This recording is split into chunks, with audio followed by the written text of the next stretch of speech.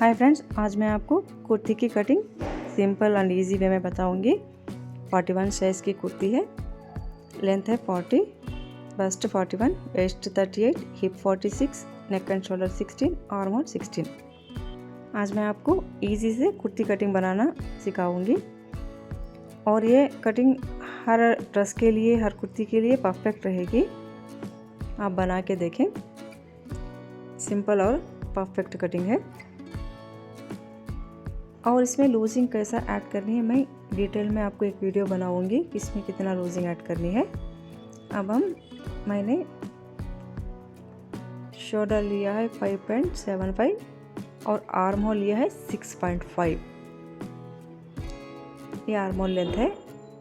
पहले हम shoulder length ले लेंगे। शोल्डर बेल्ट जितना आएगा उसमें ½ इंच या 1 इंच बढ़ा के आर्म होल लेंथ ले लेंगे। मैंने आर्म होल लेंथ 6.5 लिया है और आर्म होल लेंथ की एक लाइन ड्रॉ कर लेते हैं। ये आर्म होल लेंथ पे हम अपना अपर चेस्ट का 4th पार्ट लेंगे। अपर चेस्ट जितना बता उसका 4th पार्ट आर्म होल की लेंथ से लेनी है। तो अपर चेस्ट का 4th पार्ट यहाँ ले लें। मैंने 9 इंचेस लिया है और 2 इंचेस का मैंने मार्जिन दिया है। और जितना हमारा शोल्डर आया है उतना ही हम नीचे आर्म होल लेंथ के पास एक लाइन डाल लेते हैं। आर्म होल लेंथ की जितना हमारा शोल्डर आता है उतना ही मेजरमेंट में हम नीचे से आर्म होल लेंथ की लाइन ड्रा कर लेते हैं। और नेक मैंने 2.5 इंचेस लिया है और नेक डीप 6 इंचेस। आप चाहे तो 6.30, 6.5 या 6.7 जितना चाहे आप ले सकते हो नेक डीप। और मैंने नेक वेड्थ नीचे लिया है 3 इंचेस का। 3 इंचेस का नेक वेड्थ लिया है यहाँ पे। और ये लाइन सीधी लाइन ड्रॉ कर लेते हैं और यहाँ पे एक राउंड शेप दे देते हैं। और आर्म डाउन के पास ½ इंच हम आर्म डाउन करते हैं। और जितना भी हमारा आर्म होल लेंथ आई है इसको हम ऑफ करके एक मार्किंग कर लेते हैं। और मेन बट्स और ये अपर चेस्ट में ½ इंच हम बैक आके एक मार्किंग करके इसको राउंड शेप दे देते हैं आर्म होल का। ये हमारा बैक आर्म होल है। बैक आर्म होल है ये।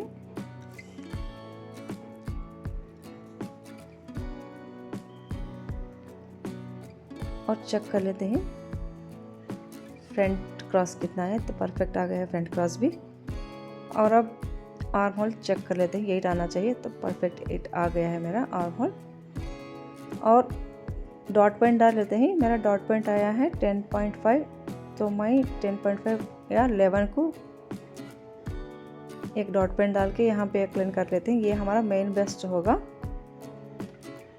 ये अपर चेस्ट है, ये अपर चेस्ट और नीचे का मेन बेस्ट लेंगे।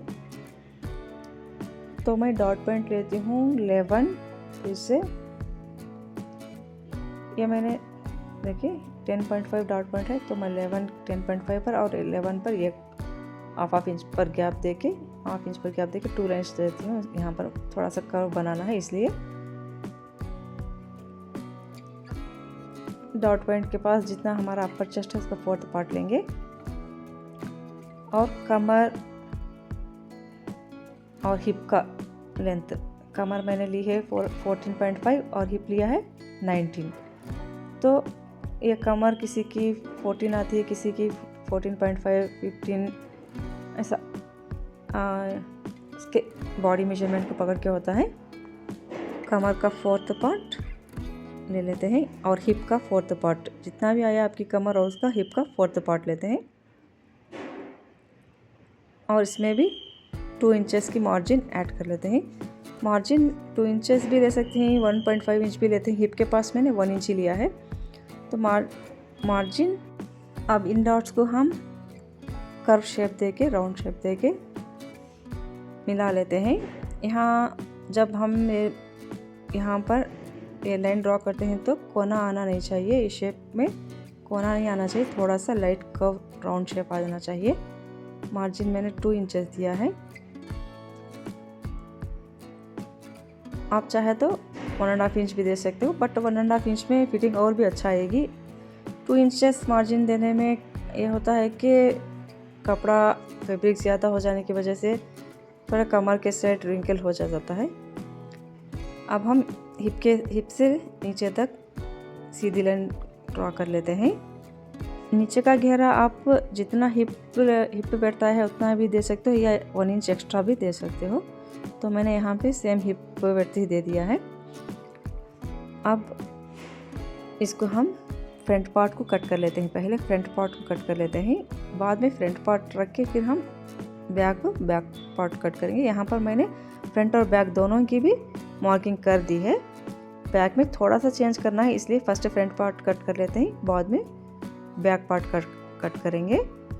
फ्रेंड्स, अगर आपको मेरी वीडियोस पसंद आए तो लाइक कमेंट शेयर ज़रूर करें और वीडियोस के लिए मेरे चैनल को सब्सक्राइब करें। मेरे वीडियोस में आपको कटिंग स्टिचिंग वीडियोस के साथ ब्यूटीफुल मग्गम वर्क्स पल्लो टैजल्स की वीडियोस भी देखने को मिलेंगे और मेरे शॉर्ट वीडियोस में आपको लाइफ क्वाट्स एक अच्छी बात सीखने को ज़रूर मिलेगी। और वीडियोस के लिए मेरे चैनल को सब्सक्राइब ज़रूर करें। अगर आपको डिज़ाइन पसंद आया हो, मेरे कटिंग्स पसंद आया तो लाइक कमेंट शेयर ज़रूर करें। यहाँ पर अपना आर्म होल चेक कर लेते हैं दोबारा। देखिए परफेक्ट आर्म होल आ गया है, क्योंकि शोल्डर और आर्म होल पर ही डिज़ाइन का फिटिंग बेस्ड होता है। इस पार्ट को हम फ्रंट पार्ट को कट करके अलग कर लेते हैं। फ्रेंड्स, और वीडियोस के लिए मेरे चैनल को सब्सक्राइब करें और कटिंग्स आपको कैसे लगे और आपको कुछ डाउट आया हो तो आप कमेंट में पूछ सकते हो। और कटिंग आपको कौन से ड्रेस की, कौन से ब्लाउज़ की डिज़ाइन की कटिंग चाहिए आप बताओ तो मैं आपको करके दिखाऊंगी। यहाँ पे हम फ्रंट आर्म होल जो मैंने लास्ट में ड्रा करने को बताया था ना, अब फ्रंट आर्म होल में सिर्फ ड्रा करके रखती हूँ, अभी कटिंग नहीं करती। हमेशा याद रखें फ्रंट आर्म होल एंड में कट करें। आप उसकी ड्राइंग करके रखें, मतलब आप उसका फिगर आउट करके रखें फ्रंट का, मगर कटिंग आपको लास्ट में करें। इसके भी मैं वजह आपको बताऊंगी।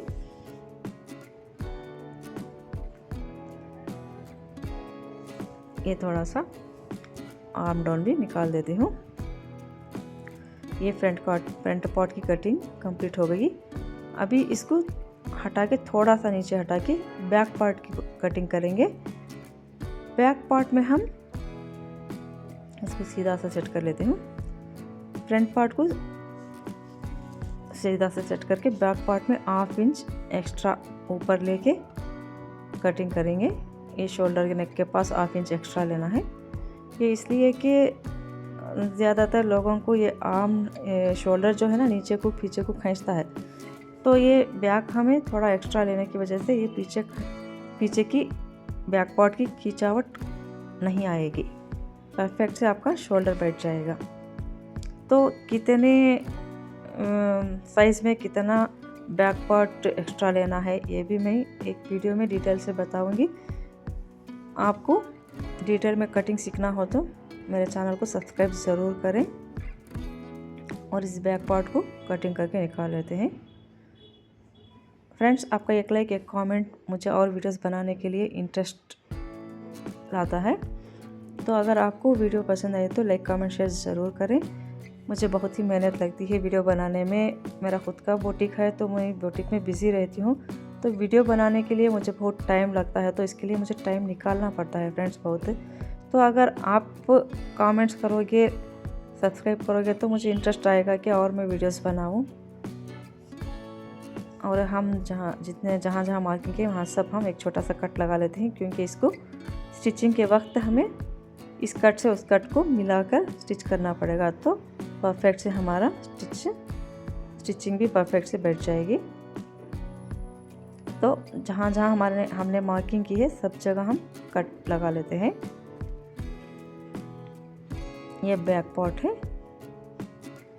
अब हम इसको लाइनिंग पर रखकर लाइनिंग भी किस तरह कट करें मैं आपको इसमें ही बता देती हूँ, क्योंकि बहुत सारे लोगों को ये समझ में नहीं आता कि लाइनिंग कैसा कट करें। और ये आर्म होल निकाल देती हूँ। मैंने बताया ना, arm hole front arm hole हमेशा कटिंग पूरी होने के बाद ही निकालना है। और अब हम लाइनिंग पे किस तरह कट करना है मैं आपको बता देती हूँ। लाइनिंग भी इस तरह कुछ भी फोल्डिंग है जैसा लाइनिंग पे मेन क्लॉथ पे लाइनिंग सेट कर लेके जितना हमने लाइनिंग मेजरमेंट के साथ कटिंग किए सेम लाइनिंग जितना है इतना ही हमें मेन क्लॉथ को भी कट करना है, एक्स्ट्रा नहीं छोड़ना है। ऐसा करने की वजह से हमें लाइनिंग अटैच करने में इजी हो जाएगा। अगर एक्स्ट्रा आप जो भी मेन क्लॉथ है एक्स्ट्रा छोड़ोगे तो आपका स्टिचिंग इधर उधर हो सकती है, मगर इस तरह कटिंग करने से स्टिचिंग आपकी लाइनिंग जॉइंट परफेक्ट आएगी। फैब्रिक में फोल्डिंग्स मतलब झोल नहीं रहेगा। तो लाइनिंग आप जितना कट करते हो मेन फैब्रिक भी सेम उतना ही कट करें, ज़्यादा कम नहीं। और इसको अटैच करना है तो ये एंड से उस एंड तक, मतलब जितना आपका लाइनिंग है एज टू एज, कोने से कोना मिला के आप स्टिच कर दो। बिल्कुल परफेक्ट आपकी लाइनिंग मेन फैब्रिक पर बैठ जाएगी, कोई भी झोल नहीं रहेगा। मैं ऐसा ही करती हूँ, बिल्कुल झोल नहीं आएगा।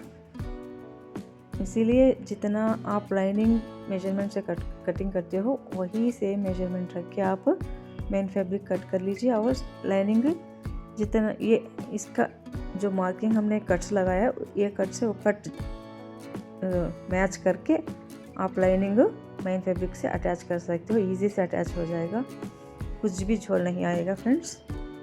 और वीडियोस के लिए मेरे चैनल को सब्सक्राइब ज़रूर करें ताकि मुझे और वीडियोस बनाने में इंटरेस्ट आए। और मेरे वीडियो को वॉच करने के लिए थैंक यू सो मच, और मेरा सपोर्ट बनाए रहें। और हमने लाइनिंग पर जहाँ जहाँ कट दिए हैं मेन फैब्रिक पर भी कट डालें और जॉइंट करने के समय कट से कट को मिलाकर जॉइंट करें। Thank you.